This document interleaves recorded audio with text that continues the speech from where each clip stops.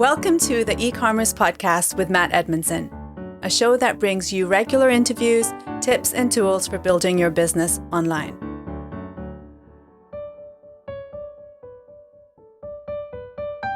Well, hello and welcome to the eCommerce podcast with me, Matt Edmondson.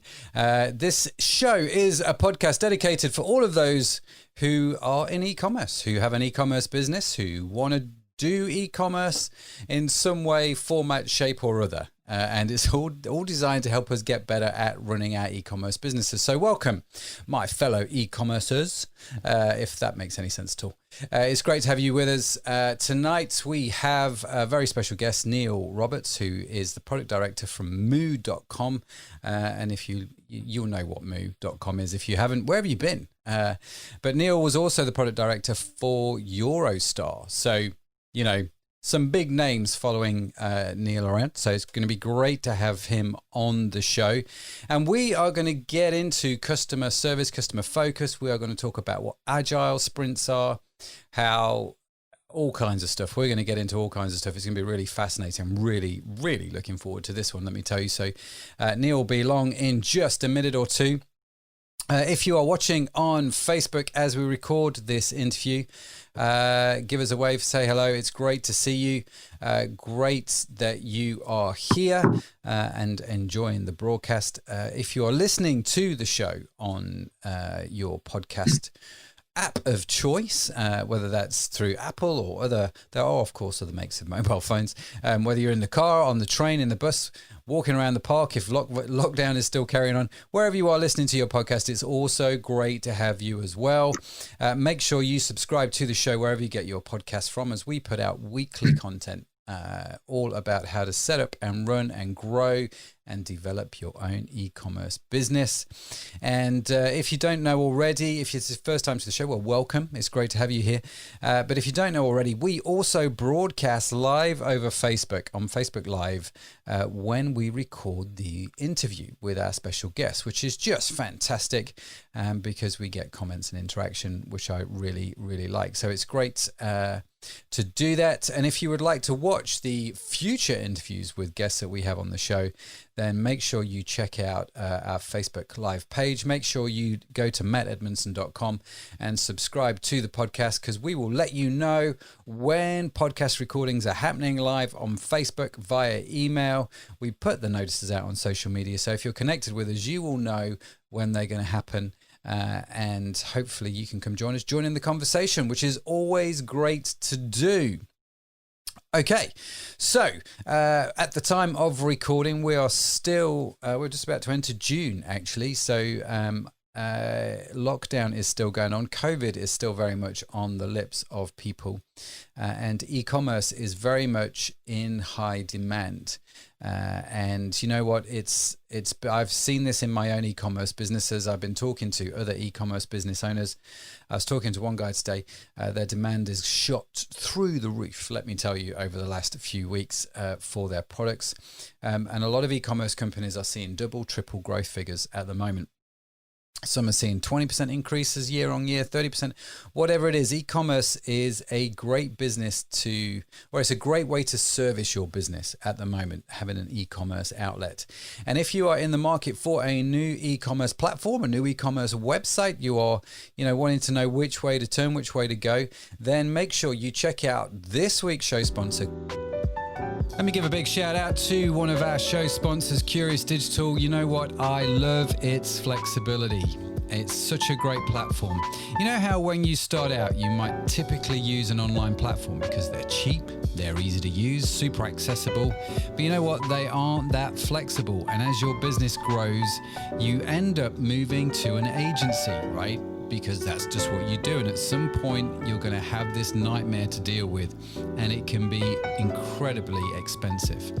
And the thing for me that I love about KD is it will grow with you. You can start out on the platform easily, and as your business grows, then KD will adapt with you. Now, I don't know of any other platform that does all of that. So if you're in the market for a new e-commerce platform, make sure you follow the links from mattedmondson.com. Take advantage of the offers that they've got for you, and let me know what you think.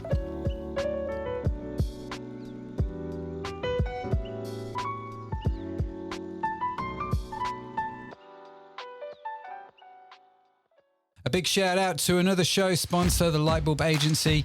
These guys basically do those bits of e-commerce that you either don't want to do or don't have the skills or expertise to do, right? It's a great service. Let me tell you, these guys do fulfillment, e-commerce marketing, content creation, customer service, product research. I mean, the list goes on. So if you need help with your own online business, you're looking for ways to grow and you need some help to get there, do get in touch with them. And again, just follow the links from today's show notes. Head on over to mattedmondson.com and you can follow the links to the Lightbulb Agency. Would love to put you in touch with those guys. For those of you who have been long-time listeners to the show, you will know we have actually, on the sly, you may have picked this up, subtly changed the name of the podcast. It is no longer called the Curiosity Podcast. We just call it the E-commerce Podcast with Matt Edmondson. It's a bit more kind of does what it says on the tin type thing. Do you know what I mean? And there's no real reason for the brand change other than it's just a little bit clearer on what it is.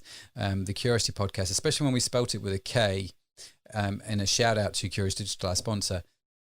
People didn't really get that, and so we've changed the name E-commerce Podcast with Matt Edmondson. We are now in season 3, believe it or not, and so it is amazing to be here with you, chatting with you. And let me tell you about tonight's guest on the show. So we have Neil Roberts, and Neil has spent most of the last decade with Eurostar.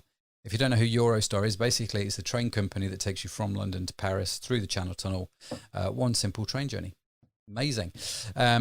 And so he spent the last decade with Eurostar creating digital strategy that builds a great customer experience. So he's got a wealth of experience in digital and building customer experience on digital.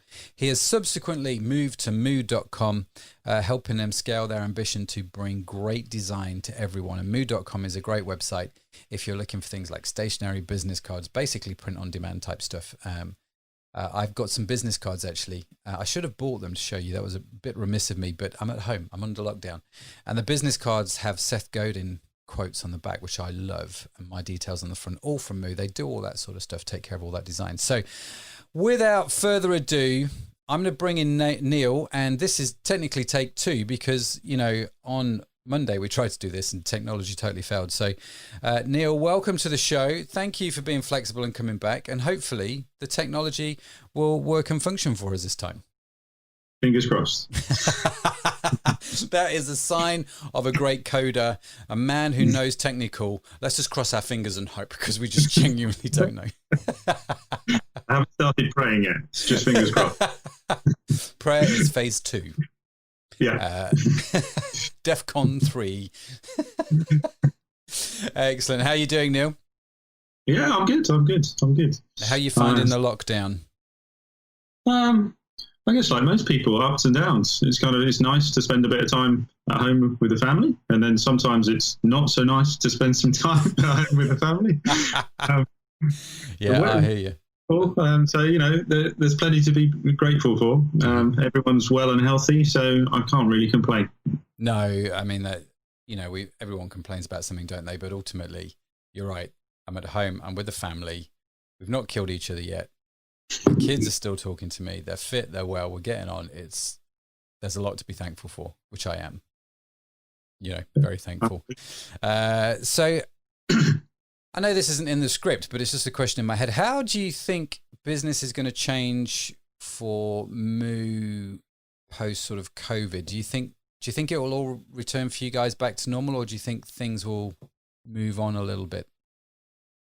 I think, as with any business, it will move on. I think Moo are very fortunate in that, I suppose, being a very technology-led business, moving to working remotely was actually pretty smooth. It was sort of 24 hours. And we had the right infrastructure in place to do that. And it had been something that the business has aspired to do, because we have offices in the UK and the US. So we're a bit disparate anyway. So you're a great user of different video conferencing tools. So you're already partially down this road, and it was and everything runs off, you know, Google Docs. There are other online. Just to say, there are other online companies, but we use Google Docs as well. Yeah. And Slack. Yeah. Pardon? And Slack. Google Docs and Slack. Everything happens in those two environments.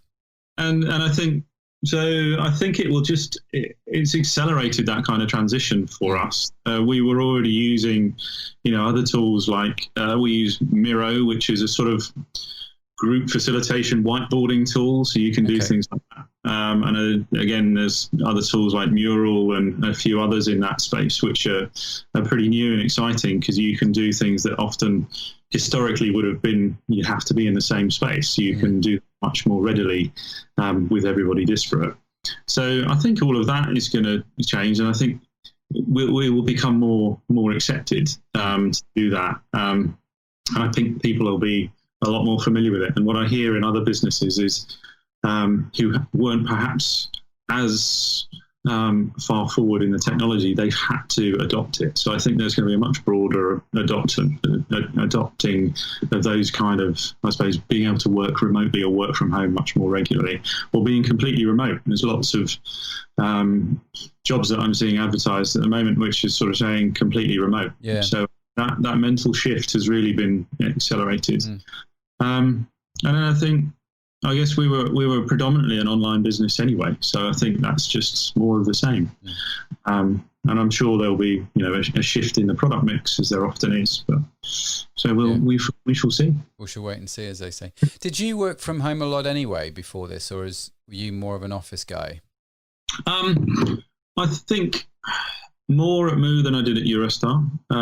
So it's sort of and I think that was as a cultural thing, because it was more, I suppose, just accepted. It was the norm to do that.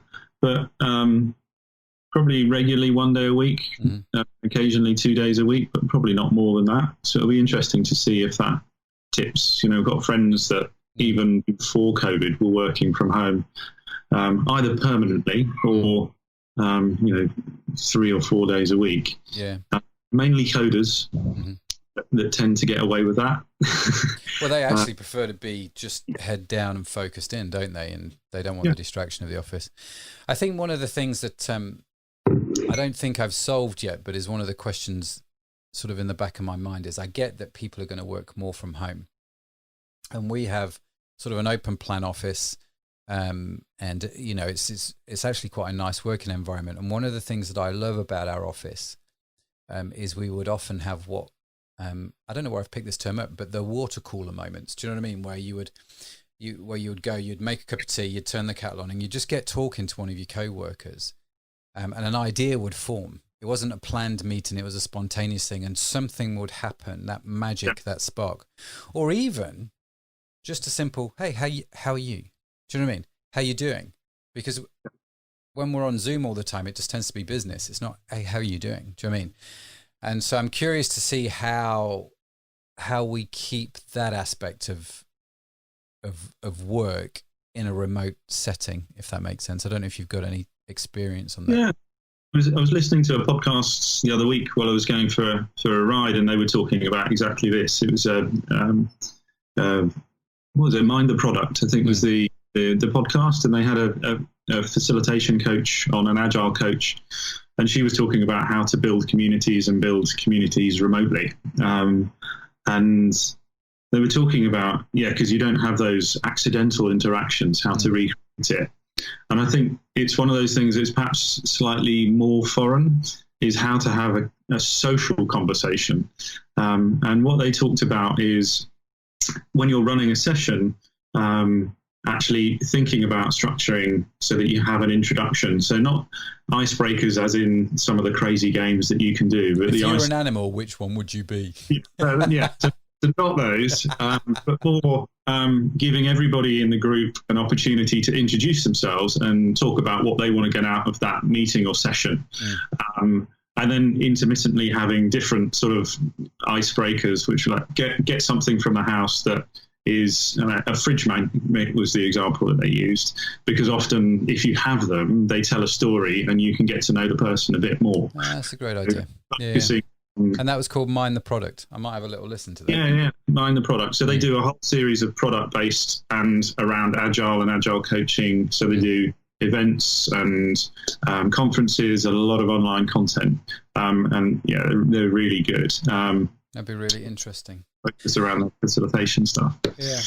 No, I'll have a listen to that. I'll have a think, because that fascinates me. Because one of the things I think is going to happen with this online working is actually, because we are more now willing to have remote workers, it means actually, we talked to in the last podcast to Jesse about this, about how he's an American who lives in the Philippines, but his team are basically all over the world. And this is now starting to become much more the norm. And so you're getting access to a much different type of person by being a remote working organization. You're sort of opening up the doors from the geographical sense. We're based in Liverpool, and one of the things that, Liverpool's got a great digital culture, but man, do you have to pay the developers a lot of money if you want the good ones. Do you know what I mean? And actually all of a sudden this sort of flings the door open, and it makes what you do accessible to a whole bunch more people. Yeah, I think it does. And I think I live down in Kent, and I worked in a regional business as well. So I felt the challenges of trying to build teams that are in regional locations.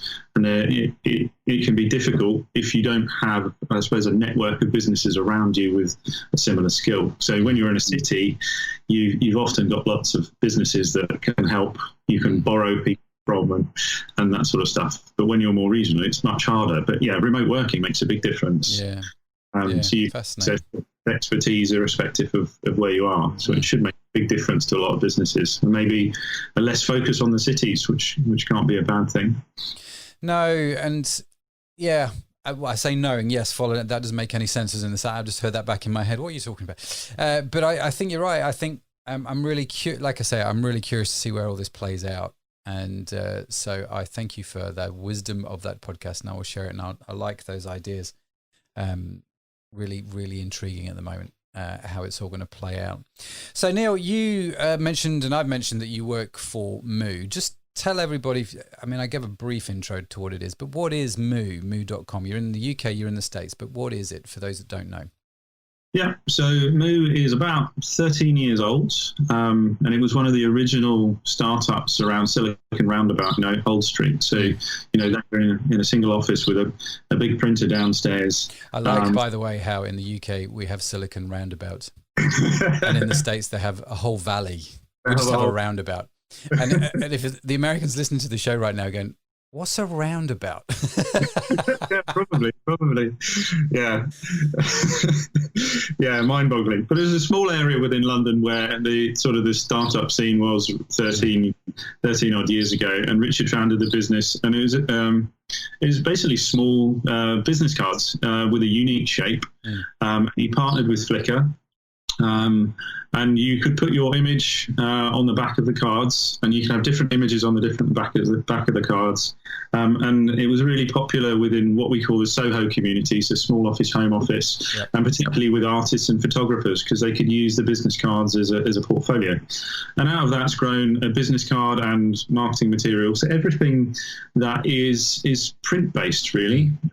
Still, business cards is a core part of the business, but we do, leaflets and notebooks and all that sort of stuff, but always with a focus on the quality of design and the quality of materials. So we do a great Lux line, which is actually a number of pieces of card that are laminated with a seam around it, and it makes it a really tactile and noteworthy product, so people actually comment on it. And all delivered through an online platform, so you can design your own or use some of our templates that we built for you and adapt them. So the idea is that you can democratize good design. So design, I struggled with that. That's fine. I would too. So that it's more accessible. So if you're a small business and you don't have the print expertise or the design expertise, that we can make that accessible, and you can customize it so that you can, I suppose, be true to the business that you're trying to build and get access to skills that you wouldn't have. And it's great. No, it is. And I said at the start that I'm a customer of Moo, and I have to be honest, these days I really rarely give out business cards. It's just a different world, isn't it? When I first started in business, every man and his dog said to you, "What should give me your business card?" But people just don't do that anymore. But the business cards that I got with the Seth Godin quotes on there, they're the ones which everybody commented on. Yeah. they became a talking point, and people almost put them up on the wall. Do you know what I mean? Because they liked the quote on the back. And so I think what you guys do is great. I am a customer, just, full disclosure. And I'm not being paid to say that. I'm similar. I've still got business cards from a business that I was working in 10 years ago, stuck in a drawer, because I was so proud and loved them so much. They're hard to throw out, aren't they? They're hard to throw out. It's really bizarre. Even when they become outdated, they're hard to throw out. I get that. It's a strange thing. So so that's what Moo does, but what's your role at Moo? I use the phrase product director, but what is a product director? It's a very good question. I was still trying to find out the answer. Well, I think it's very much, it's defining the what and the why of what you should build or how you could improve. You can have it in the physical product world. So, business cards, for example, or cycle helmets, there will be a product person defining what that product should be and what the proposition should be. And in the software world, as it often does, it's adopted or borrowed or stolen that terminology. And it's really trying to work out what for the software product, what is it you need to build and why do you need to build it? And you're quite often the middle person sort of working with the engineering teams and working with the business part, the commercial part of the business and the UX and designers and bringing everybody together to get a consensus or at least a joined up strategy of what you should be delivering and why. And that's what I do. So work very closely with the designers and the user experience and user researching people to understand what the customer needs are, and looking at the existing product and working with the analysts to see how that's performing and looking for opportunities to make it better. And that's what I do. That sounds fascinating. I like that phrase, the what and the why, trying to understand what and why. What are some of the things then working at Moo that maybe have surprised you that you've discovered? Sounds really cheesy, but just how nice the people are. We like cheese. Cheese works. Yeah, but genuinely, Richard's built a culture there where it's just a really positive culture. So really investing in people and help focusing on how they work together and making a pleasant working environment. And I suppose the bit that I'm really fascinated in, as well as that, is the physical product. So in the middle of the London office is where the real product people are. The real product people. As in, but like I know what you mean, yeah. You can touch. And so you've got all of the materials everywhere. And they've got all these little prototypes that they put together and are testing with people. And I think that was a new thing for me to see, I suppose, the more traditional product design and development process and be able to see it in the heart of the office. Yeah. And when you talk to them, it's utterly fascinating and how they go in and the effort they go into research materials and manufacturers, looking at how can we make something, with less or no plastic and make things out of hemp, or as they did a few years ago, out of recycled cotton t-shirts. So how they could use the remnants from cuts out of t-shirts, and refactor them into business cards and other materials. And it's just, I think that's what surprised me, is the depth of thought that goes into all sorts of things, even the notebooks. And so the notebooks, so you look at this, and when they opened it, you can see the spine comes off. And this is all sort of stitched along the side, but that's so that when you open it and write on it, it's flat and you don't get that crease on them. And the attention to detail, extraordinary. So I think it's that. I'm going to have to try one of those notebooks. I am a bit of a pen and notebook fan, I have to be honest. And I can't pronounce, I don't know how I pronounce the brand of my notebook. Liechtenstein. I'm really sorry that I've gone and butchered that brand. But I've tried very many different notebooks. So if you've got a great notebook, I will definitely be trying one, because a good notebook is essential, I think, to any career. Yeah. A good pen and a good notebook. Why would you not have one? So how long have you been with Moo now? I think just shy of 2 years. Okay. So do you feel like you're still new in the post, or do you feel like you kind of established? I think getting more established. I think it's the nature of sort of a younger business and a business that's growing, and things change all the time. So it's definitely, it's not boring. These things never are. One of the things that you said actually in our pre-call that I've written down in my notes here, and I would love for you to expand on it further because it really piqued my interest. Now, this is obviously an e-commerce show, an e-commerce podcast, and Moo has an e-commerce site, and that's how you generate your business, right?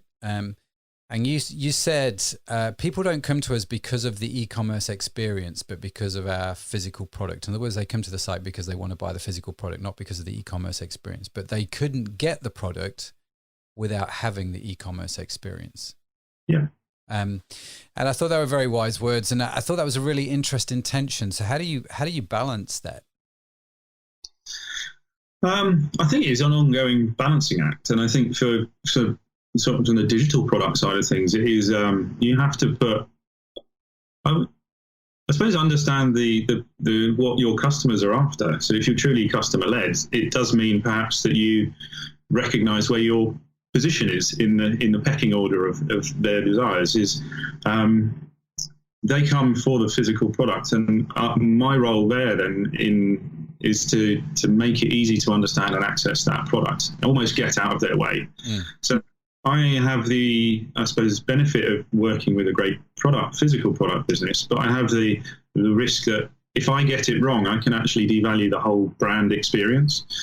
So, for example, if it's really difficult to find stuff, then people will get frustrated, or if they can't, or if the site doesn't work, then it can actually be damaging to the brand. And particularly a company like Moo that positions itself in the quality and the design aspects of it, we have to live up to the brand in the e-commerce side of things. We couldn't do, a really, ugly site, for example, because it wouldn't fit with a brand. And if it doesn't work, and if it isn't smooth, then customers let us know. They expect a standard that is equivalent to the quality that they get in the business cards and the notebooks. So I think it's just knowing why people come there. I think if I was working for Spotify, that is, well, even there actually they come for the media. But they come for the music. Yeah. Or the podcasts, obviously, if you're listening to this on Spotify. Podcasts but there's a real opportunity to help the business grow by getting that experience right. But it is not everything. And if you look at Netflix, Amazon, and all the sort of predecessors that were in the sort of streaming section, there is a reason that Netflix is the biggest. Is actually the user interface is, I feel, more elegant. Oh, it's unbelievable. Yeah, it's chalk and cheese, isn't it? Yeah, but also they have the right content and the right volume of content as well. So you need both. So you need this sort of great product, but you need a mechanism to demonstrate that product in a way which is almost out of the way, I think was the phrase you used. You want to get out of the customer's way, make it easy for them to understand the product. And for Moo, that, if I'm understanding you right, Neil, for Moo, that is about design on the site, matching up to the design of the actual products. Obviously, you can't have an incoherent or an incongruous sort of website and physical product, but also making that experience seamless. And I think that's a great sort of description, when we're thinking about our e-commerce websites, is actually, it's not about the website. It's about the products that people are buying. And the website is secondary to that in some respects and needs to make the whole process of getting that product congruous, but it also needs to be almost invisible. Yeah, and it's the balance between aesthetic and function. One of the examples I always use is corkscrews. So there are, I think, probably 1 million design corkscrews. I think I've probably got half of those in my kitchen, to be fair. But there's probably 2 go-tos. So there's one which is the waiter's friend, which is that small one that folds up that all the waiters. It has the foil cutter and everything, and it just works. And then the other one I like is the one with the arms that you can sort of, you screw it down and then do that. And the lady in the dress. Yeah. So you can have the most beautiful and elegant looking product, But if it doesn't perform the function you purchased it for, it stays in the drawer and you never use it. Yeah. And the website's the same. So as a product, its job is to present the product and get you through that journey to take your money as efficiently and effectively as possible. And so that's the purpose. So you need to balance the aesthetic with the function. And if we don't get the function right, it doesn't matter what it looks like. Mm-hmm. And it's the same in the physical product experience as it is in the customer experience. If you don't get that base reason that customers come to you right, it doesn't matter what else you do. You can't really recover it. No, that's great. That's great. So, I think that's very good advice for anybody running an e-commerce business, is to understand the purpose of the e-commerce website in relation to the actual products you're selling, whether they're physical products or digital products. People ultimately are there to buy the product. They're not there to experience the e-commerce website. Yeah. But they have to get the product, and I like that way of thinking. Again, in our pre-call, we talked about how at Moo you have quite a strong agile culture in terms of this development and growing things and moving things forward. But again, you made, well, hang on, before I get into that quote, because I thought it was a great quote and I'm going to pull it up in a second. Let's just explain to the listeners what agile is, just in case they don't know, and why it was part of the culture at Moo. Yeah. So there are multiple ways of building software. The more traditional one is something called waterfall, which is a sort of phased project management process. So you'll define the product, you'll scope it out. Probably the best analogy is to think of if you're building a house. So talk to an architect and a draftsman, and they will build up the blueprints. And you talk about where the rooms are going to go and where the toilet will be and all that sort of stuff. And then you progress on to, you lock that down, and that's rigid. And then you lock down and you give it over to the builders, and they go and build it against the plans. That's kind of, and you can do that same process with software. And lots of software projects still work in exactly that same way, which I think works really well when you know the outcome that you're going for. So if you know that and it's going to be 4 bedrooms and you know how much you're going to spend.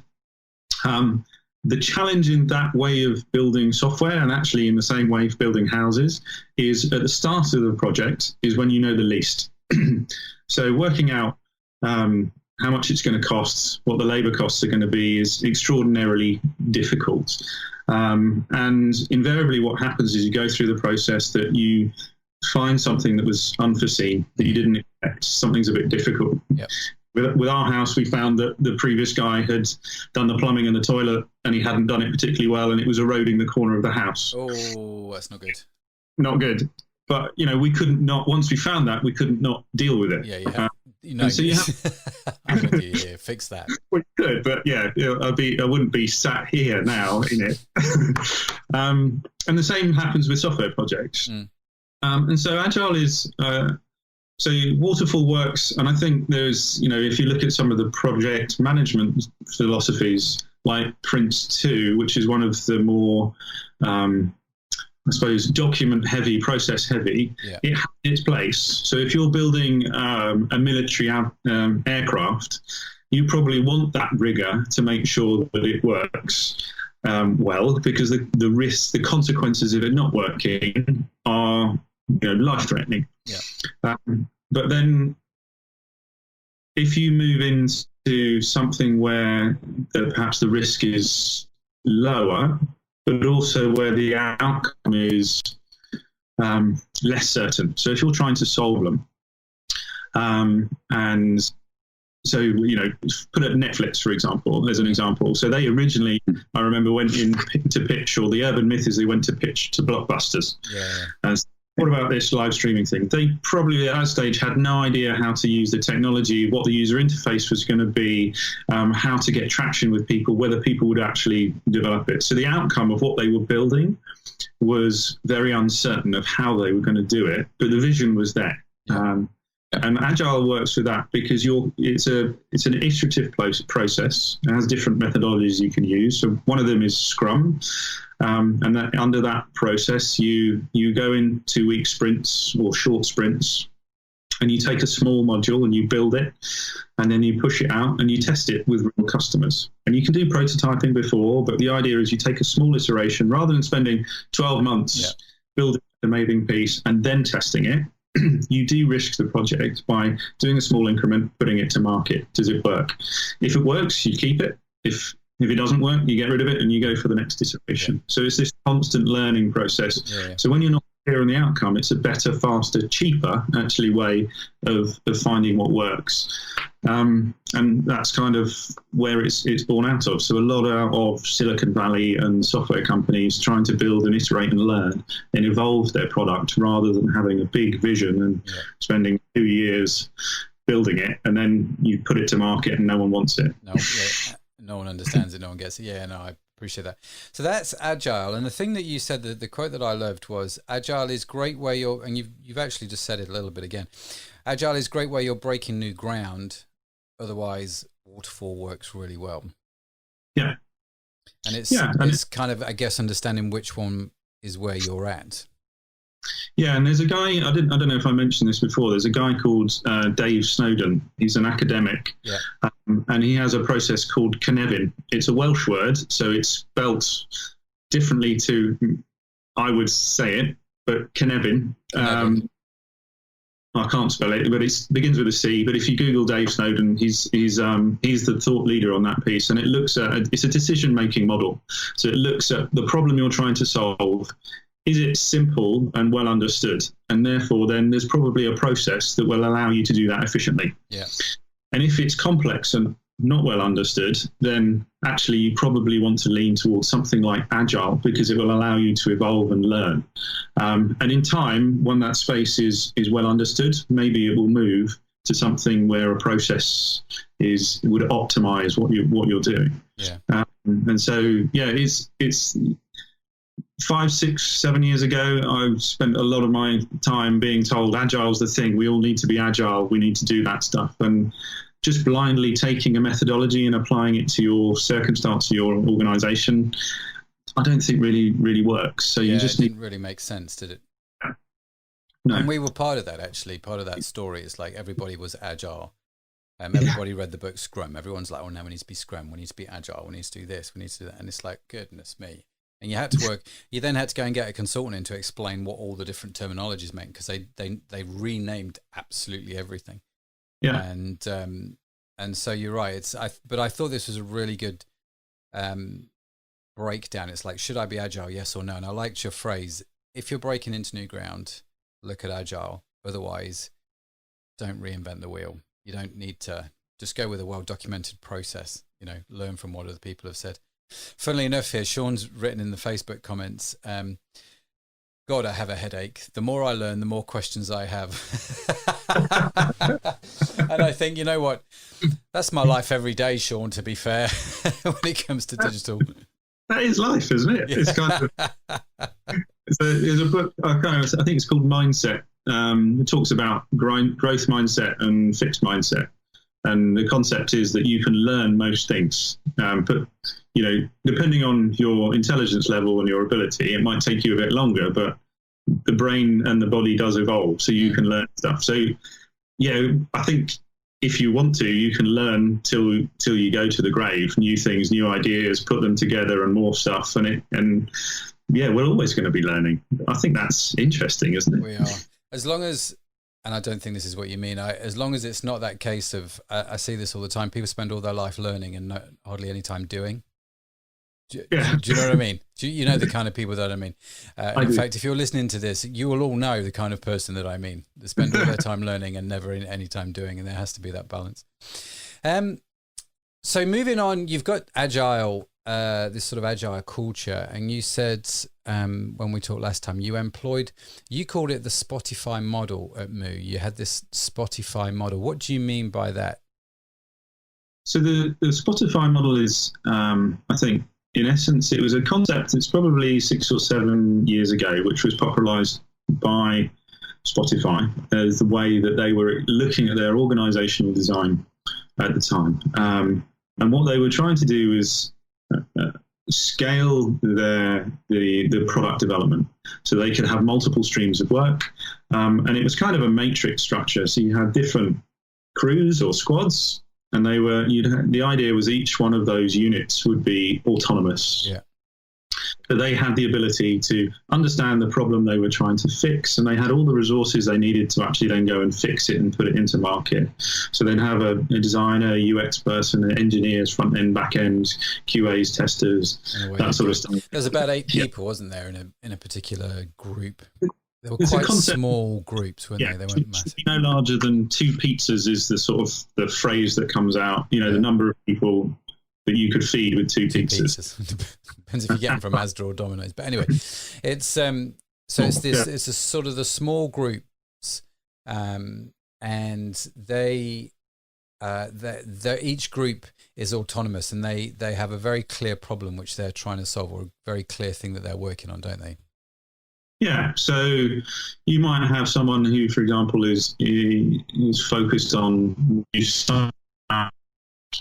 focus on that of a new software product with Spotify. How do we get subscription? You have someone who focuses as you get sure that the transaction part is really smooth and clean, and focus on different payment providers to make sure that the transactions are successful more often, and fraud prevention and all that sort of stuff. So each area, each team has its own mission and part of the application that it could focus on and make that part of the experience. So the idea is that you can scale up that organization much more readily as your business grows or your application grows.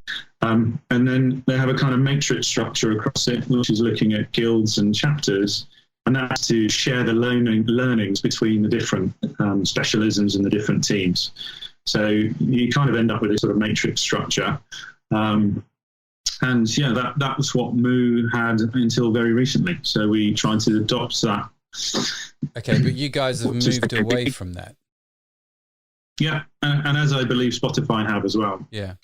So what have you found that worked well for you guys, and maybe what didn't work as well? Yeah, I think there's more to just the way you organize your people to actually making Agile work. And I found this with Eurostar. So Eurostar, we had a couple of re-platforming projects in the time I was there. And where it worked was on the third time, where we built the software in the right way. So it was in components. It was a train company, so we used to use the language of components that were loosely coupled, like a train. So carriages in a train, so they know how to work together. But if you want to take one out and replace it with something new, you can. That's important to give the teams autonomy. So they need to be able to work on their level part of the application without negatively impacting other people. So you need the software to be built in the right way, and then the organization reflects it. And what some of the Moos has some challenges is the software isn't universally built in the right way. So it meant you have teams that were set up to work autonomously, but actually they couldn't work on a discrete piece of the code base without negatively impacting multiple teams, which increased the sort of coordination and communication overhead of doing it. So that was one of the challenges that we had, probably the biggest challenge, because the software wasn't as elegantly designed. It had evolved with the business as it had grown. So that was a real challenge for us. So you kind of almost had a negative effect that we were, with the intention of creating autonomous teams, we'd created an environment where they had to spend a lot of time talking and liaising between each other, increasing the overhead of doing that. But one of the benefits that we had, I think, was the chapters and the guilds, so the continuous learning between those teams, and particularly the Agile chapter, which are a great facilitator for that. So the learning culture was really really good, and that kind of, so we differentiate. So a chapter, as I understand it, is where you have, say, a group of product managers. And the idea is that they're trying to learn from each other's experiences and share learning to improve how they do product management as a group. And you'll have this with front-end engineers or designers UX people, so they do that. And a guild is more open than that. So anyone that has an interest in perhaps usability can come and join. So if you were in the sales team, but you were curious about how it worked, you could be part of a guild, or the way that we used it in the wider organization. So we might have things around the culture, around diversity. So we would have a guild around diversity. And it was just a group of people that were interested in improving the diversity and culture in the business, and they would pull together to learn and implement initiatives across the business and improve stuff. Wow. So that was really positive. And I think when you're in a business that is growing, they're really useful ways to organize yourself to share learning and speed up the learning so that everybody grows at the same kind of grows with the company, don't they? And people don't get left behind. How many people work at Moo? Around 600. Oh, wow. So it's a pretty sizable, I don't even know what that means, but it's a pretty sizable organization. So you need, you can see why that would work really well for you guys. Definitely. Yeah. So let's move on to the sort of the customer focus aspect of life, Neil, if we can.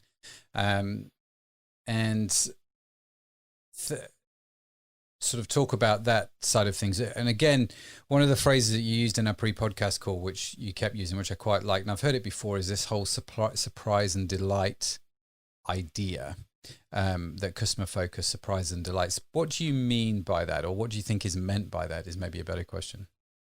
Yeah. So when I was at Eurostar, that's where that phrase was used most often. So I spent a lot of time working with the physical customer experience and the customer experience team. And that was a phrase that was used quite a lot. So the idea is that within customer experiences, we should be surprising our customers and giving them a delightful experience. And I think where the risk of using that and focusing on that. So for example, if you give people a free cup of tea or some sunglasses or whatever, they might initially be quite delighted. So there's some Eurostar glasses that actually my kids have still got, bright yellow, and they were great. Yeah. People were generally delighted and they hang around. But actually, they weren't going to build loyalty. They weren't going to get someone to book another trip. They would have said, okay, that's nice. That's cool. Yeah, that's cool. And so what? Yeah. So what? And so if you look into customer experience in a broader thing and the sort of processes and thoughts around how that works, it's a pyramid. And right at the top of the pyramid is the surprise and delight sorts of things to add that extra, touch. Yeah. And there in the hotel industry, they talk about it's the last experience, which can be your lasting experience. So it's how the doorman says goodbye to you and opens your door and that sort of stuff. But they're right at the top. Yeah. But if you don't get the fundamental service right, so in the Eurostar experience, if the train is late or it's cancelled, it doesn't matter how many pairs of sunglasses I give you. It's not going to help. Yeah. It's not going to make a blind bit of difference. Yeah. And it's not as sexy to sort those sorts of things out. But it's absolutely critical that you get it right, because if you don't get the base layers and build your way up through this, to make right. So in software, get it to work. If it doesn't work, it doesn't matter what it looks like. Whether it's easy to use. If I can't use it, so we would spend a lot of time looking at errors. So putting in error handling to understand where the software wasn't working. So we got visibility of all of those errors. Because when I started at Eurostar, we would get visibility of the website errors through the contact center. And that's a really good place to get some feedback when you don't have the error handling in the software, but it's a terrible customer experience because they're on there in the evening. They want to book their trip for their business trip the next day, and the site lets them down. And then it's our fault, and it's a terrible customer experience, and Eurostar's rubbish. It's really important to get that visibility of how it's performing, functioning, and then you can look at how to make it easy, and then you can make it delightful, and then you can start surprising people. But if you don't do it, that's a really good hierarchy, and I like that, because, like you say, people want to move straight to the sexy. because it's sexy. All the time, every time. People get excited about. Yeah, but the fundamentals have got to be right first. I like that. That's a great. I often talk about the opening experience at Jersey and with clients when I do coaching. And what I mean by this is when you deliver a parcel to your customer, or when DHL or whoever you've used to deliver that parcel, the first time they hold that box is their first physical interaction with your business. Everything up until that point has been pixels. Do you know what I mean? And now they're touching something and it's real and it's genuine and it's, and it's in front of them.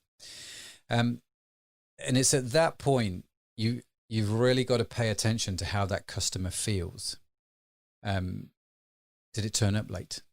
Didn't it turn up on time? Is the box in bits? Was the courier rude to them? Do you know what I mean? These are the fundamentals, aren't they, which people just don't think about or talk about.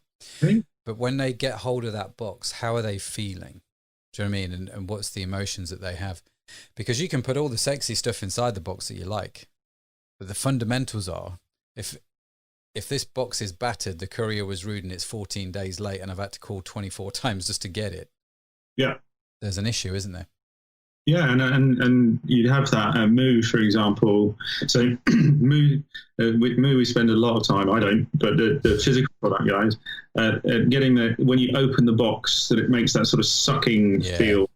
The Apple iPhone box feel, isn't it? Yeah. So that it feels quality, but also a lot of time spent on time to manufacture, so that when we're making a promise.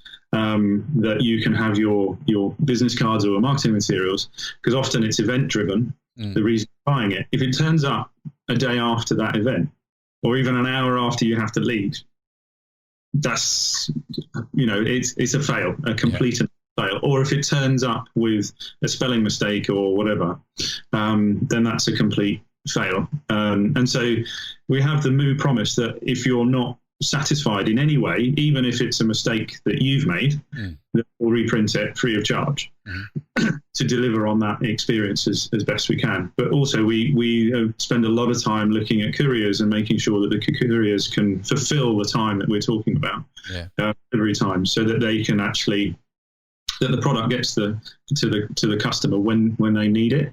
And that's, I think, why, you used to do this a lot at Eurostar, but at Moo is just as important. And any e-commerce business is just as important, is think about the products that you're selling and also the context in which they're going to be used. And that's where the interest in design thinking comes from, is you need to understand the context of how it's being used and the purpose your customer's going to use it for, to make sure that it's a good product and that it's packaged right and what's important to them. And often you'll find with a premium product that people will be prepared to wait, or there's some sort of part of your proposition. I can remember listening to, was it Gerald Ratner, who used to run Ratner's The Jewelers? He had a new business venture, and basically what it was is he had selling through television, but really cheap. So they sort of those advertorial type things. But it would really be really cheap, cheaper than you could get in the high street. But the trade-off was it would take you 2 or 3 weeks to receive it. And so what he'd understood is there was a segment of the market that was prepared to wait to have cheap, a certain quality but cheap. And he said the guys in the factory would literally be watching the show as well, to make sure, so they knew what they were about to manufacture. But it also changed the business model as well, because they didn't have any stock. So what that allowed them, and that's why they could do it cheaper, because they didn't actually have to have the stock. That's where Made.com, the way that they worked is they would only fulfill an order once they'd actually got a container full of purchases already happening. And the trade-off was you could get really well-designed furniture, but at a fraction of a price. That was the origins of Made. It's a clever way of doing it, a clever way of thinking. It's it's an interesting model, because people will wait. There's no doubt about it. People will wait. Yeah. Wow. Okay. So we were laughing about this beforehand, Neil, and we've got to that stage in my notes where it says other toilet example. And we were both going, what do we mean by, from our original conversation, what did we mean by other toilet example? Do you want to talk about that? I think you do now, because everyone who's listening to the show or watching is going, what are they talking about? Toilets? I'm so glad I caught up just before we got. Otherwise, I would have I've got no idea. Yeah. So this comes back. So this is when I was at Eurostar, the digital strategy that we were devising was not just e-commerce of how can you sell the tickets and how do you expand reach and how do you make the online purchasing experience or retention or ticket issuing experience foolproof, but it blended into the what I would call the real world. So when you're in the station and you arrive and your battery on your mobile's gone flat, or you've forgotten your ticket, or the train's been cancelled, and how could technology help with that? And so when you're working on that kind of strategy, the best way that I've come up with that kind of strategy, whether it's an overall customer experience strategy or a digital strategy or the blending of the two, is something called design thinking or human-centered design, which is one of the great thought leaders around this is a company called IDEO. IDEO. And they do some really accessible, quite reasonably priced online courses. Mm-hmm. And what they look at is a series of very cheap techniques, if you do it yourself, to try and understand how people use your product or service and how you can improve it. And so design thinking is you go through and you look at how people use the service. It's not a great example for toilets because that would be a bit weird. But it sort of talks about, we were talking about the difference between men's toilets where there's rarely a queue and women's toilets where there's often a queue. Yep. And I'm reading a book which was about sort of data biases and the invisible influence that has on gender bias, particularly towards women. Yep. And they used an example of toilets. So when you think about how to design a building with a toilet facility for men and women, you think, okay, roughly 50-50 population split. So we're expecting a similar volume of men and women. So we'll give them the same square footage for a toilet. Yeah, equal size toilets. And that's fair, except for the ergonomics of the male body and the ergonomics of the female body are different. Mm-hmm. So you can actually you can use the toilet as a man quite easily standing up. For men. I'm trying to politely say. Yeah, we're trying to dance around in case there's kids listening in the car. What's he talking about, man? What's he talking about? I don't know. Well, the point is you can get more facilities per square foot for a man in the general way that they use a toilet than you can for a woman. Yeah. But also other things, the unseen bias around the data is that often women will be the primary carer, whether it's for an elderly person or for a child who will be there with them. So you can get urinals in with cubicles for men. In women's toilets, it's generally, I haven't spent a lot of time in them, but generally it's all cubicles, but often they will have a dependent with them, which means that it takes longer. So therefore the dwell time in the toilet is longer. Mm-hmm. Therefore the same square footage isn't sufficient. Therefore you get queues. Yeah. And you only get this insight by actually walking the walk and using the experience in the same way. And it's something the Japanese used in Gemba walks, was where you get, so in manufacturing in the 50s, one of the ideas they had was get the execs down and actually get them to experience the manufacturing floor to see how it works. And Sainsbury's, I think, do this every Christmas. They do. Yeah. Office to help, and then you see the problems firsthand and you get a lot more empathy for them, and then you actually sort them out. Rather than, there's actually a whole bunch of TV shows about it now, isn't there, where they make the CEO of large companies go and work on the shop floor, or the factory floor, and he understands his business in a very different way once he's done that. I was an Undercover Boss, I think, is one. Yeah, that's the one I was thinking of. Yeah. So when I was a kid, I used to watch with my dad. This sounds really sad. I should have been out playing with cars or something, or football. It's Sir John Harvey Jones, who was the chairman of ICI. Yeah. And he did a series called The Troubleshooter, and I still remember it today. And he used to do that. And he went to Morgan Cars and just went around and going, so why do you build the chassis on this side of the road, a public road, and then stick it on a trailer and wheel it across a public road to the other side where you put, and all of these sorts of, it was like, that's just how we were told to do it, but that's exactly. Yeah. And it intrigues me because, I mean, going back to the toilets, is we still in modern 21st century Britain have this issue where, I mean, I was mentioning it to you, you know, we have a fairly new John Lewis building in Liverpool. And the queues are always greater for the ladies' toilets than the men's toilets. And somehow we've not quite figured this out yet. We still create for ourselves the same problem because no one's taken this step back and thought, hang on a minute.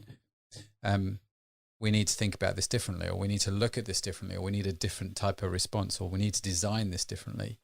Or use it, and then you get the experience that your customer has, and then you know how to improve it. And that's what the design thinking kind of process is, you know, interviewing and observing. So at Eurostar, we used to get customers to do video diaries of their journey, so we could see it firsthand. We would shadow the train managers, trains and station staff when there was a disruption, and this was probably where you learnt the most. When you've had 15 trains cancelled on an Easter weekend, you'd get drafted in to help the station staff deal with the fallout of that, and then all right, that IT system falls over when it volume, or I can't reissue tickets from a third party.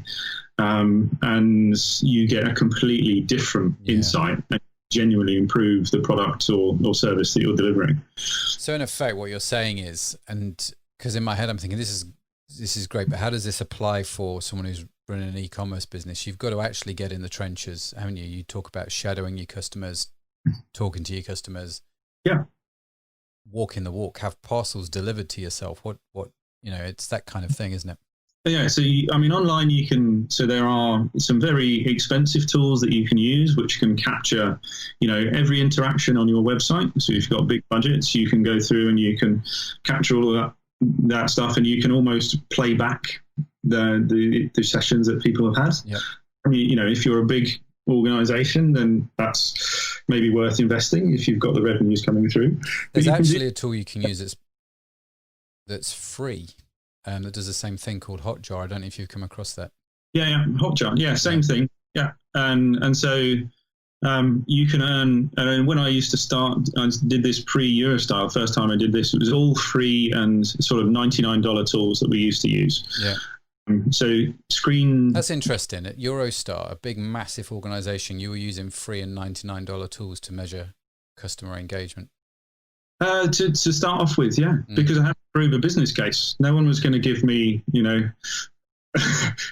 tens of thousands of pounds to implement this thing that they didn't understand. So literally we would use, and we still now use things like usertesting.com, where you can recruit people to use your website and they agree to be videoed, and they'll do a dialogue as you do it. And you learn so much through that. And I've used that everywhere that I've worked in e-commerce to see where usertesting.com. Yeah, usertesting.com. Hotjar allows you to do it in a bit of scale, and also Google Analytics. So when we did the first replatforming at Eurostar, we used a free version of Google Analytics because we'd had the expensive. My predecessor had implemented the really, really expensive top-notch solution, but nobody understood how to get insight out of it. Right. So we flipped it on its head and said, we'll have the absolute minimum, and then when we find that we're reaching the limit of those features, then we'll talk about whether we upgrade. Yeah. There's a guy called Avinash Kaushik who works for Google as an evangelist, or he used to, in analytics, and he said generally as a ratio of how much you spend on the analytics tool versus the analysts should be 9-1. Okay. So if you don't have someone looking at the data, so whether that's your user testing, your session replay, or your analytics, if there's no one looking at it, you're probably wasting your money. Yeah. So start with the free tools and invest in the good people to actually get you the insight and find out where those friction points are. That's still every business that I've worked in the last 15 years, I would say that has absolutely been the way that I've approached it. And we've found some really good results. So what sort of things would you look for then in Google Analytics? What sort of things would throw out the warning signs? So you can work out whether you start at the top of the funnel or the bottom. And where I've tended to look at is at the bottom. So the people that have gone through the process, that are committed, they've selected something, put something in their basket, and you're looking at that conversion funnels, where are the drop-offs? Mm-hmm. So the problem you're trying to solve is, why don't I get 100% of the people to that ever elusive, and click to pay? And what you find out is, and when you do more user research and you understand more about your customers, is at the top of the funnel, not everyone's coming to buy. Mm-hmm. So sometimes they're going, right, is this a credible website? And you pass the brands kind of thing. So they're looking for recognition. And there's a great book on this. I think it's called Always Be Testing, which talks a lot about how Amazon constructs web pages and the different personas that they design their pages for. And it still seems to be in the architecture of their pages now. Mm. You've got different users coming at different stages of their purchasing path with different needs and motivations. So the reason you can, on an Amazon page, see the product, the price, and press buy above the fold is for the people that know what they want to buy, want to confirm the price, and they want to get out there as quickly as possible and buy. If you go down the page, the people that are researching and thinking about, is this the right product for me? Is this the right vendor for me? There's more and more detail the deeper you go down. Yep. We've all met the really detailed-oriented people that will read 1,000 reviews and they will compare 400 products. And it's for those sorts of people so that they have the depth of information as well. But you get out of the way that people that know what they want and they just want to buy it. Yeah, and you make it quick for them. Yeah, so at the top of the funnel, you have those people so that are just researching. And as you get further into the process, so at Eurostar, we would have a lot of dropout when you start seeing the prices. Mm-hmm. And people, just initially, when we did user testing and we did user research, we found that people were just doing qualifying prices, comparing us to flying. Yeah, what's the cost of it? Yeah, is the trade-off for the city-to-city journey worth the premium? And so you're right, and then you have a more realistic goal, because you're not saying, I want to get everyone to buy. All I want them to do is be able to see the prices, and if they are very price sensitive, make sure that the Tuesday morning is visible so that they can see there is a low price office if they're willing to do the trade-off, or that you can look. So we looked at developing a monthly view or a weekly view so you could see the different trends, because train companies, airlines, hotels all yield up and down based on demand. So the longer you can look as a consumer, the more you can see if you're price sensitive, when to buy and adapt. And there are some people, if you're retired, for example, you might be flexible and on a budget, and it could still be that Eurostar or EasyJet or whatever is part of that. So the goal was show them the prices and make them. So this was, we used to use an online exit survey. Yeah. And you can do these really cheaply or free. And it was, why did you come here today? Were you successful? If not, why not? Yeah. That's three great questions. Yeah. 3 great questions. I've stolen them from Avanish Kaushik. But they are. Thank you. And what it says is, what was your goal today? Mm-hmm. Were you successful? So you then have a micro conversion rate that you can say, did this page perform what it should have done? Yeah. And the third question is, if you didn't, you then get insight from those customers as to why. You can do something about that. It's actionable insight. So you would do this when they left the website?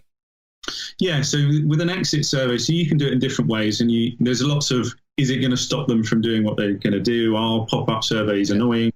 But with the exit surveys, you can do it with a small sample. You can say, do it for 1% or 2% of the traffic. Yeah. If you're a low volume site, you might have to update, increase the volume, and you just take the hit for a short period of time. Yeah. Or you can trigger it on movement of the mouse. So JavaScript triggered. If they're going up to switch tabs or close the browser, you can trigger it then. Yeah.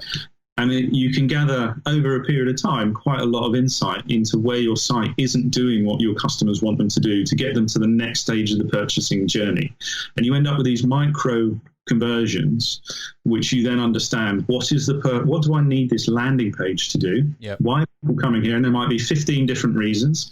And you can start getting volume metrics of the reasons of why people are coming. So you can prioritize which ones to do first. And you say, right, the purpose of this landing page is to get them to the next stage or show them the price. Yeah. And it allows you to not get lost in things like bounce rate. So on a landing page, a bounce rate can be a good thing. Yeah. If people have got the information they wanted and they've left, they'll come back. Mm-hmm. And so you look at that through the funnel, and then you look where the biggest problem areas are, and you focus. Did you incentivize people to fill out this exit survey? No, because it just popped up. Do you mind as we ask you these 3 questions? 3 questions. And would you show all 3 questions at once, or would you do one question then another, or just test it and see which one works best for you? I would test it. I think there's, from people that are far better at user research than I am, I know there is a correlation between the length of a survey and the completion rate, just like there is with the length of a payment form, as there is, so I would play around it and work with it. But literally it takes, seconds, 30 seconds for someone to fill that out. Yeah. And be prepared, if your website isn't great, you will get abuse, death threats, and all those sorts of things that come. Well, apart from the death threats, you actually want all that information, don't you? Because that's what's going to help you improve and iterate, right? So, absolute gold. And so we use that at different places. I've used it in that process in every business I've worked in. And what it helped us to do at Eurostar, probably the biggest win, was to find out what. You can target it as well at different parts of the site. So the first bit, you asked me, how did you use Google Analytics? So the first thing, we looked at that funnel and we said, right, where do we want to improve? So if we saw, a 25% progression from stage 1 of the process to stage 2, it's like, how can we get that to 30? Yeah. That's a big drop off. So how can we improve that? And then you do an exit survey just on that part of the site. Yeah. Try and understand that. And what we found is there was a big drop off on the payment page. So the previous business I was at, Holiday Extras, it was actually filling out the payment details. So there was a tool that we use, and I don't know if Hotjar does this, where you could actually look at a micro funnel of the payment page. So how many people completed field 1, 2, 3, 4 okay. Yep. per page. So you then can say, right, actually the sticking point, I think, was around the address field. And the problem was that actually we didn't have a postcode lookup that worked properly for all geographies. So what Google Analytics allows you to see is where the anomalies are. The quantitative allows you where the anomalies are. So are we seeing a drop-off? So we saw a big drop-off. From memory, it was in Germany. Okay. So the booking process was working wonderfully for everybody else globally, but not in Germany. So you then narrow down that field of focus and you look into Germany, and we didn't have the right payment methods for Germany. It was as simple as that. Simple as that. So they didn't, at the time, there was a culture where credit cards weren't loved in Germany, and they liked Schrift and other sort of payment types. So we needed to implement that to see an uplift. We also managed to identify that there was a big drop-off between pressing the button pay and actually the transaction going through successfully.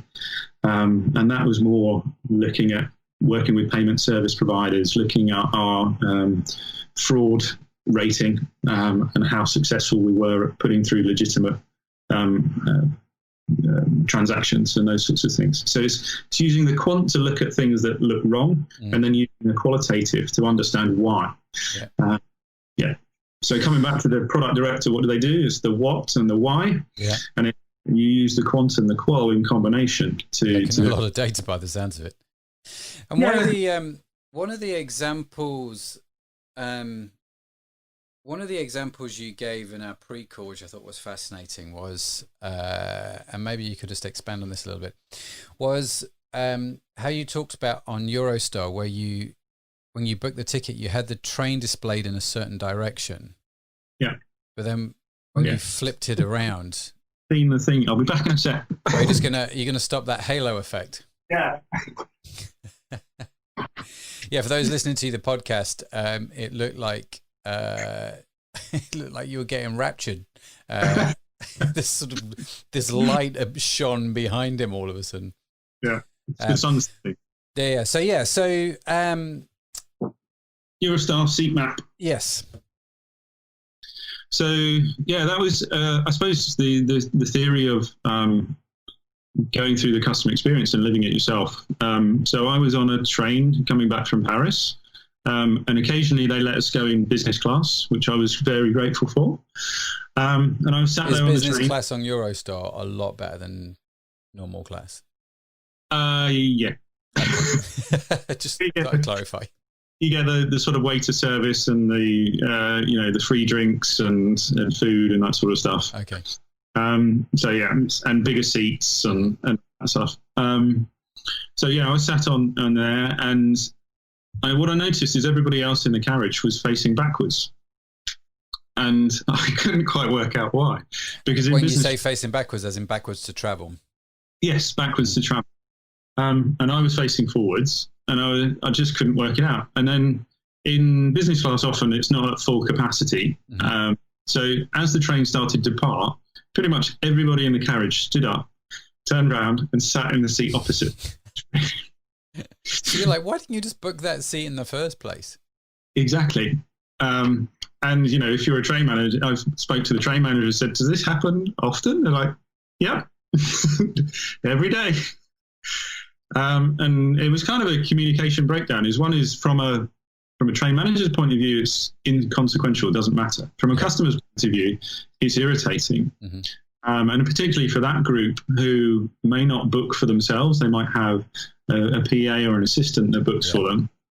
And the root cause, when you look through the organisation, the root cause diagnosis was our online seat map. So we had the seat map, and the way that we found that was did more user research and spoke to people, did user testing of different prototypes, looked at other competitors and how they were doing it. And our seat map was horizontal, because Eurostar is effectively a shuttle service. So the train goes back and forwards. It has an engine at each end, and it goes back and forth. So logically, internally within the business, you go, that makes sense. You have it like that. And it just goes like this. But for customers, they couldn't work out which end was London and which end was Paris. Yep. So they book a seat, and it would be facing backwards. And all we did, 50-50 chance of getting the one they wanted. Yeah. And all we did is we made it vertical. Yeah. Because in people's mental models, up is forward. Mm-hmm. And that fixed the problem. And it solved the problem just by reorientating it, and people could then comprehend which was forwards, which was backwards, and they knew which place to sort of put their seats. Mm. I have noticed that. I thought it was really clever when you were telling me about it, because I have noticed on the Virgin trains, although it's not a Virgin anymore, is it Avanti? Anyway, whoever it is, they actually draw an arrow saying direction of travel now on the seat maps. And we tried all of those things because it was actually quite hard to re-engineer it to make it vertical. But the vertical actually gave you the better results. Well, yeah. So we tried. So people don't read. Come on, especially on a website. It's funny that, isn't it? No, they don't read. So you need a visual interface that's intuitive, that fits with the way they interpret the world. So we tried having arrows. We tried having words. We tried having pop-ups. Saying, "Are you sure?" None of it worked. Stick it horizontally, and people intuitively knew how to use it. Yeah. And that, for me, is great product design, when it's intuitively works and works smoothly. Yeah, no, that's great. That's a great example. Listen, Neil, I'm aware of time, and I appreciate you giving us so much of your time, and giving us all your insight. There's so much packed into what you said, so many ideas, so many website references, and for those of you who want to know what they were, we will endeavor to put them in the show notes on the website at mattedmondson.com. You'll be able to find them there. All the links that Neil mentioned to all the websites, we'll put them in the show notes, so do check them out at mattedmondson.com. Listen, Neil, how do people get hold of you if they want to reach out, connect to you? What's the best way to do that? I'm on LinkedIn. It's probably the best way. Neil Roberts, Moo. I should pop up. Just look for Neil at Moo and you'll find him. Yeah, pretty much. That's probably where I'm most active. Mm-hmm. I do have a Twitter account, but it's very dusty. And yeah, it is interesting now. Actually, more and more people, when you say to them, it's great, thanks for the show, how do people get hold of you? I would say now the default is everybody's given their LinkedIn details. I'm on LinkedIn. Yeah. It's quite interesting. It's not Twitter. It's not really Instagram or Facebook. It's LinkedIn. And as a social media platform amongst business people, it seems to be growing quite rapidly at the moment. Yeah, and I think they're doing some interesting stuff in the way that they're sort of evolving the product to make it easier to network. Yeah. And I think, it's and also the learning platform, I think, is absolutely brilliant. It's one of the best learning platforms that I've come across. The thought that they've gone in. So they bought, we partnered with them when they were Lynda. That's what I was going to say. They bought Lynda, didn't they? They bought Linda, but it's just the thought and the execution of where they construct the content on there is really easy and digestible. It's brilliant stuff. So I think they're awesome. Great. So check Neil out on linkedin.com/Neil at Moo or whatever. We'll put the links again in the show notes, but if you search for Neil Roberts at Moo, you will find him. Neil, thanks so much for your time, bud. It's been an absolute pleasure and a privilege to talk to you. I really, really do appreciate it. Thank you so much. Been fun. Enjoyed it. It's been great. Thank you. So that was our conversation with Mr. Neil Roberts. And as he said, do connect with him on LinkedIn. I'm sure he'd love to connect with you, reach out to you. Wasn't he super generous with his stories about Moo and Eurostar? And I always find it fascinating what the inner workings are and the ideologies that bigger companies have. I do not have 600 people working for me, but I love to hear about how the bigger companies do it, because a lot of the time, do you know what? A lot of those principles still work for us, in the smaller businesses, and it's great. And just some of the stuff he was talking about in terms of improving the customer experience was just utter gold. So next time you're online booking a train ticket, you'll remember the horizontal, the vertical. Next time you're in a queue to use the restroom, the toilet, the bathroom, you'll remember that conversation, right? And you can apply that to your own business in terms of where's the equivalent of the queue, the toilet queue for the ladies on my website? Where is that happening? Because I can tell you this, it will be happening. I'm using things like Hotjar and analytics and customer surveys, customer focus, exit surveys, all those kind of things to find out. You'll be amazed at what you can do, and just put those principles into action.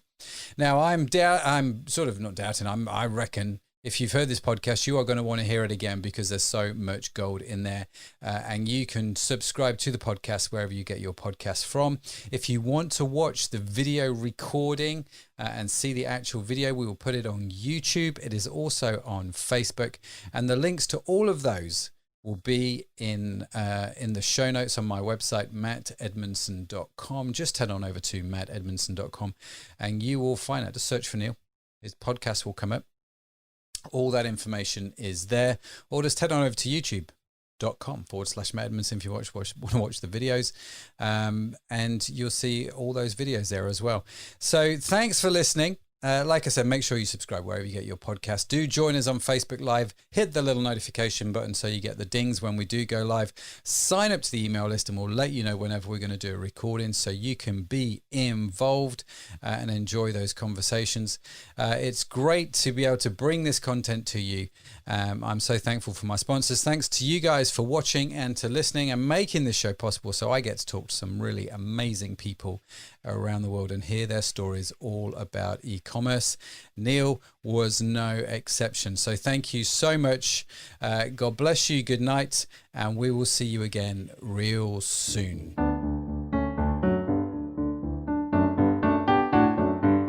You've been listening to the eCommerce podcast with Matt Edmondson. Join us next time for more interviews, tips, and tools for building your business online.